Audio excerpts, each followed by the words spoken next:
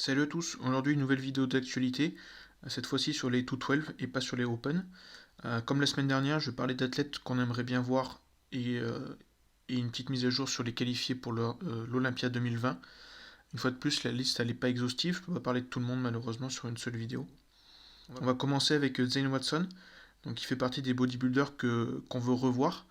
On veut le revoir pour son conditioning, pour son posing.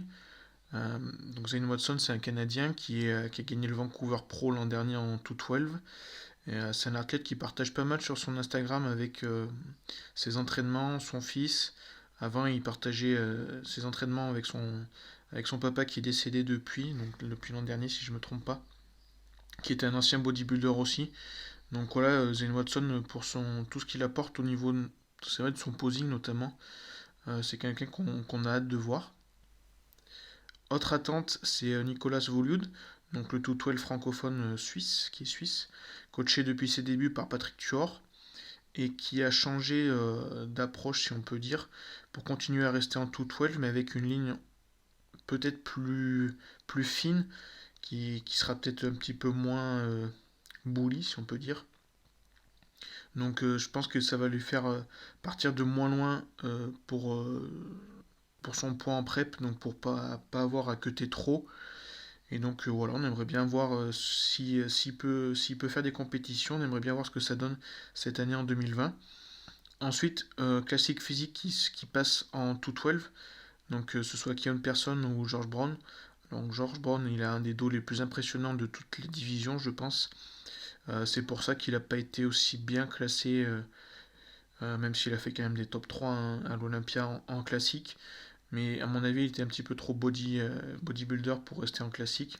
Donc il a fait un bon changement, mais ça va être difficile, à mon avis, de faire le poids même en 212.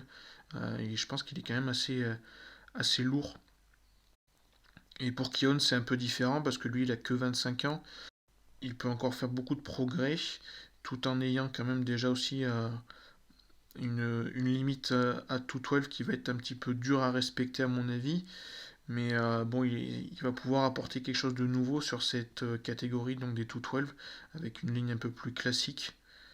Ensuite, on va passer au niveau des qualifiés pour l'Olympia.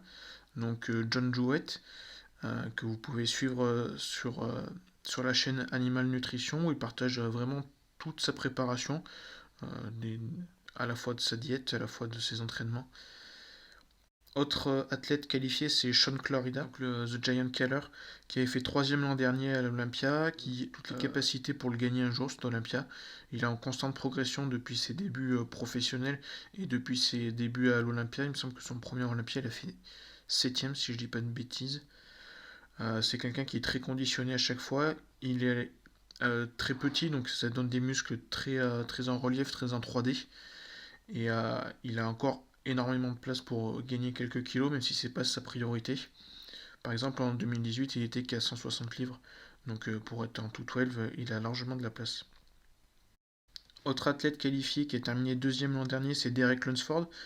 Donc selon beaucoup, c'était la relève de Flex Lewis, mais il a raté son Olympia, si on peut dire, l'an dernier. Après, quand même, il faut dire que Derek Lunsford, il est jeune. Il a que 26 ans, il a été pro que depuis 2017, où sur une même année et même quasiment dans le même temps, il gagne sa carte pro, il enchaîne avec le Tampa Pro, il le gagne, et il finit cinquième cette année-là à l'Olympia. Donc ça c'était qu'en 2017. En 2018, il me semble qu'il fait un top 3, 2019 top 2. Ce qui lui manque, c'est un petit peu son conditionnement le jour J. Donc à lui de trouver ce qui va fonctionner pour le jour J et je pense qu'il lui aussi il a toutes les chances de gagner un jour cet Olympia. Après, il ne faut pas non plus oublier donc le vétéran champion en titre Kamal Abdul Sam, qui donc a 47 ans et qui compte bien défendre son titre cette année. Donc l'an dernier, ça avait été un petit peu la surprise, mais il n'y a aucune raison que cette année il arrive hors de forme. Donc il faudra compter aussi sur lui. Et je voulais finir la vidéo avec Guy Cisternino, donc qualifié en gagnant les Niagara Falls. Je pense que tout le monde connaît un peu Guy Cisternino et l'aime bien pour ses vidéos à la fois de training un petit peu hardcore avec et comme Branch Warren. Aussi, c'est trash talk, à la fois de motivation et puis autre sur les coups de gueule qu'il a à dire sur ce qui se passe. Et puis aussi, c'est quelqu'un qu'on a hâte de revoir parce qu'il a subi plusieurs petits soucis dernièrement, enfin même depuis quelques années. À la fois ses problèmes de peau, ses problèmes comme dernièrement et qui ont été mentionnés dans la dernière vidéo du doc. Donc je vous laisse aller voir la vidéo du doc qui vous expliquera tout ça. Donc voilà, c'est quelqu'un qu'on a hâte de revoir aussi sur scène, même si à mon avis il y a peu de chances qu'il fasse un top 3 à l'Olympia, mais bon c'est quelqu'un qui, voilà, pour son charisme, on a hâte de revoir. Voilà, c'est tout pour cette vidéo. Merci de l'avoir écouté. Dites-moi qui est-ce que vous attendez dans cette catégorie pour 2020, à la fois pour l'Olympia et puis aussi pour la fin de saison qui se profile. Donc merci à vous d'avoir regardé encore la vidéo et puis à bientôt.